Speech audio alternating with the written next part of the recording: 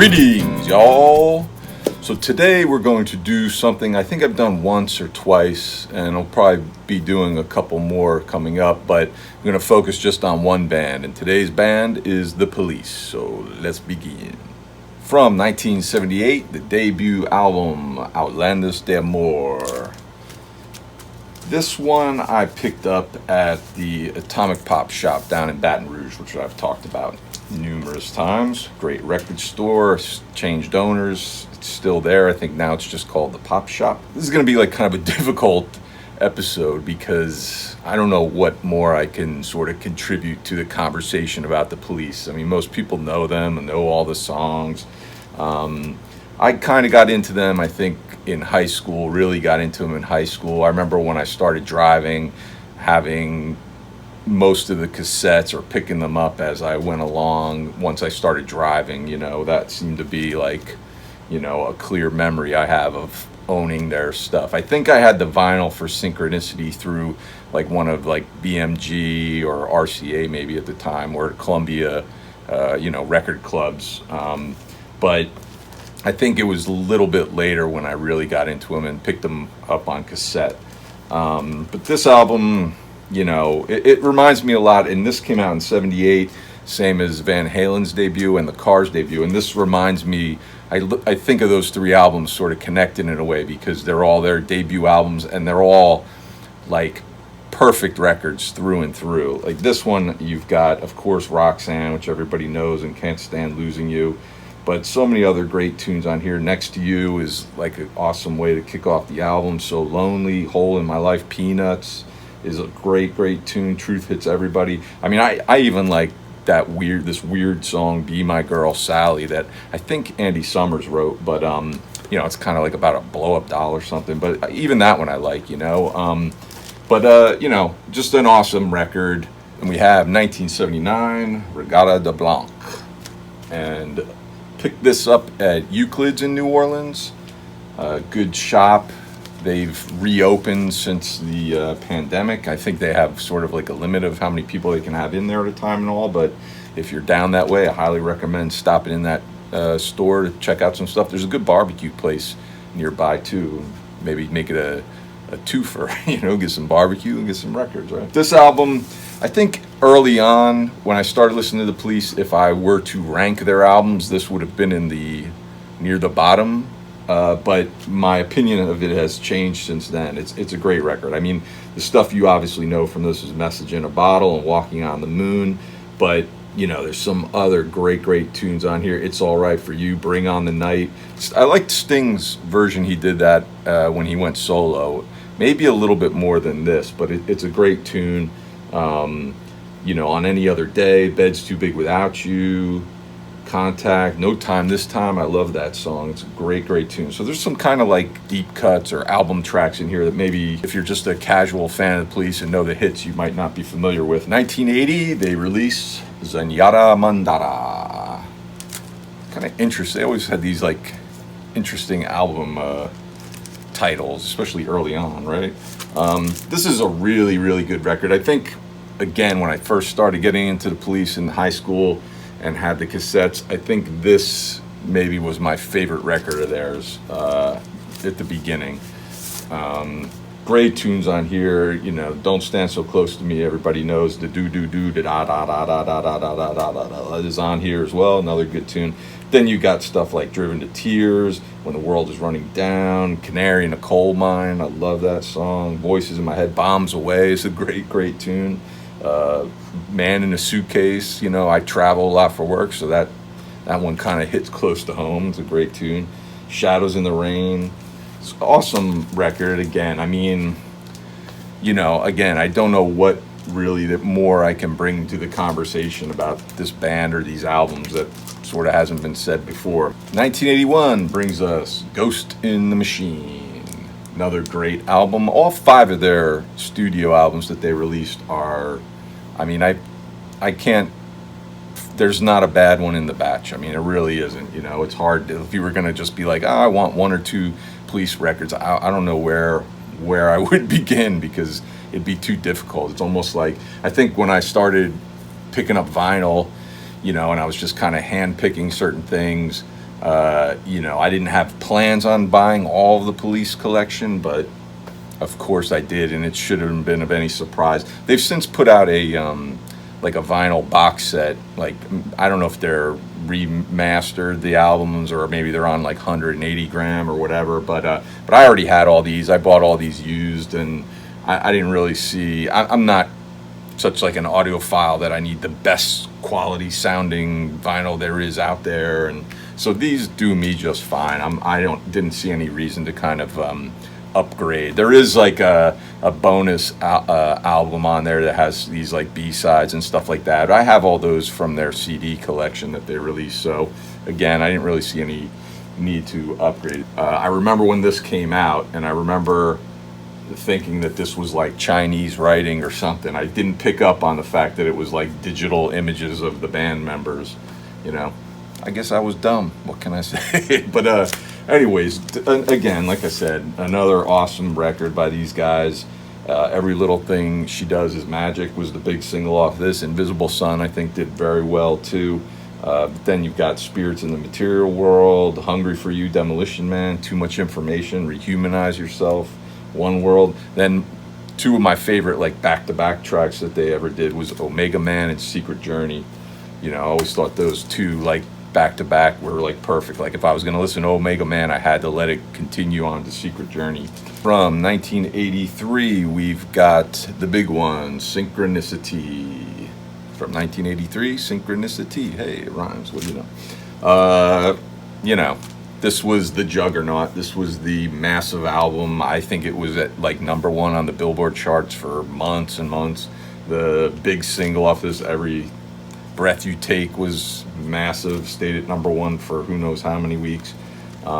It's a really good record. It probably, so much of it's been played on radio and on video and all that stuff that maybe it might feel like something that you kind of are tired of or have heard it enough, but you know, you can't deny how great this record is. Probably the first thing that I ever owned by them was this on vinyl. This isn't that copy.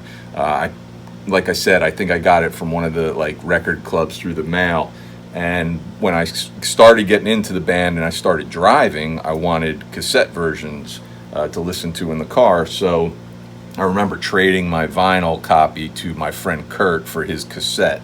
And I think, if I remember correctly, there was like that additional track on this album called Murder by Numbers that isn't on the vinyl, but I think it was on the cassette, and then later I'm sure it's on the CD. But so I, you know, and that's a good tune too, but it's not here on the vinyl.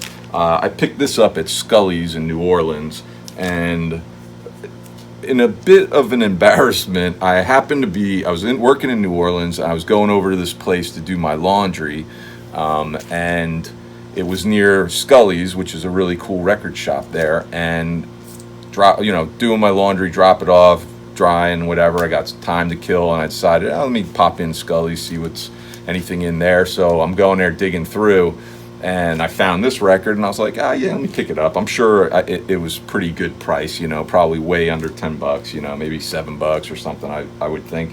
But the thing is I was wearing this Police shirt, you know, and I remember like finding it and wanting to buy it, but I felt like, boy, do I look like an a-hole, like wearing a Police shirt and buying a Police vinyl? I don't know. It's stupid, but I just remember that sticking out in my head. Like, I feel like kind of little silly buying this, wearing a Police shirt, but whatever. I bought it. Who cares? Kind of interesting that that the album sort of opens at the top, like it comes out as opposed to the side. You know, the tracks you all know on here, every Breath You Take, like I mentioned, Wrapped Around Your Finger, King of Pain, these are all big hits. Synchronicity 2 was a big hit, cool video. Then, you know, you got stuff like the album starts off with Synchronicity 1, which is awesome tune, great way to kick off an album. Walking in Your Footsteps is cool, Oh My God, Tea in the Sahara. You know, it's just a really, really good album. You know, what more can you say about this that hasn't already been said? Probably nothing, right? Then, from 1986, the Police release Every Breath You Take, the singles. You know, like most bands, after you've kind of put out a certain amount of records, it's time for a greatest hits record, and we get The Police, Every Breath You Take. And I guess at the time in 1986, it was sort of unknown if the band were going to continue. Sting had put out a solo record that did very, very well. I don't think they've ever really officially announced like the band is split up or whatever, but it seemed like kind of the writing was on the wall, but nothing was official. I guess maybe the following year, was it 87 or 88, they would play a few of those Amnesty shows. I remember a friend of mine, when this was coming out, I was kind of excited that it was coming out, and I remember a friend questioning, like, what do you want to buy it for? I mean, you have everything that's on there, and that's certainly a good point. And it's, I guess, a question that continues to this day about why you would buy any greatest hits record if you own all the other stuff. But obviously there was one song on here that I did not own, although I think I had the 45, which was their re-recording of Don't Stand So Close to Me, 86. The plan was with this, and some of you probably already know that, was the band was going to originally re-record all of these songs, do new versions of them, and they go into the studio, they do Don't Stand So Close to Me, and they do another one that isn't released on a vinyl, and I didn't even know that it existed I think I only found out a few years ago that it existed, which was a reversion of the Do Do Do Da Da Da. And it wasn't on the album, wasn't on a cassette, CD, anything like that. I think now it has finally been released on some CD release or something. I think they put it out, but I found it, when I heard about it, I found it on YouTube of all places. Hey, here we are, right? I'll put a link below if it's still up somewhere so you can take a listen to it. The thing about those re-versions or re-recordings is they were a little, mellower, a little morose. They kind of definitely felt a little more in lines with Sting's solo output at the time than the Police. And I don't hate them. I think they're okay, but I think if they had gone, so what happened was Stuart Copeland like fell off a horse or something like that and broke his shoulder or his collarbone or something, so he couldn't play. So they had to scrap the plans to re-record all this stuff. So they just put the one that they had finished, Don't Stand So Close to Me, out there and released it as a single. It did okay, I think, in the bottom part of the top 100. But I think if they had completed that plan and put this out with all these re-versions of the songs, I think people there, certainly people would have picked this up thinking, hey, it's a greatest hits album. I'll have all the songs that I really like on one place. And I think a lot of people would have been very, very disappointed to find those versions instead of the versions they grew up with or knew, and loved. I think, and like I said, I don't hate them, but I'm not crazy about the versions that they did. And, part of me feels like we kind of dodged a bullet, not getting a full album of that stuff. I don't know. I think it would have wore out its welcome really quick listening to all that sort of versions. And who knows? Who knows what they were going to do? Maybe they wouldn't have all been this kind of slowed down, mellower kind of version of the songs. Maybe they had other weirder ideas in mind. Who knows? But it's a good collection of their hits. And I got this at Vintage Vinyl early on, not long after I got the record player. I was my take on it at the time was that I was going to just pick up some of my favorite records. I think I've said that before, and didn't really have any interest in digging into like the used bins and finding stuff or whatever, or replacing stuff I had on CD and all that. But I was in Vintage Vinyl, and it's a great record store. It's up in Fords, New Jersey. They used to have one down near to me in Ocean, which was awesome. I saw a bunch of like in-store performances there and everything, but they closed down long ago. But the original one is still up there in Fords, and it's a great record store.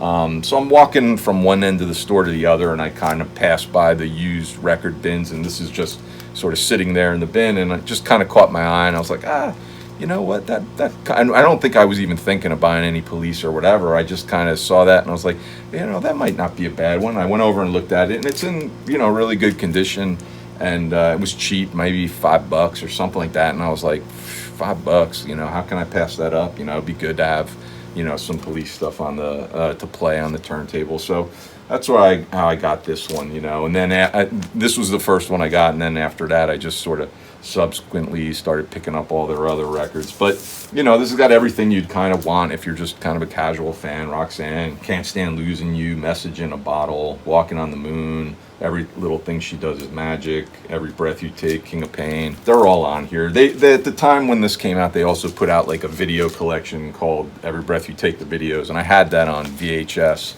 I don't anymore. But that was really cool. They had all the singles, and as you've seen many a times, I've got that poster hanging up back there. When I bought the cassette back in '86, inside, you know, they used to always have like information for like fan club stuff and all that. And I guess there was something in there that, you know, you could write away and request a catalog for merchandise. So I did that, and I got the catalog, and I ordered that poster, and I ordered this T-shirt. It was pretty generic. It just was a kind of white T-shirt and just said the Police. It pretty much had this image on it: the Police with these, you know, the square, the circle, and the triangle on it. But I love that T-shirt. I used to wear it all the time. I don't have it anymore. If I did, I probably could sell it on eBay for hundreds of dollars or whatever. But you know, what can you say? Great band. I saw them live when they reunited in what was 2007. Saw them at Madison Square Garden. It was a really good show. I enjoyed it.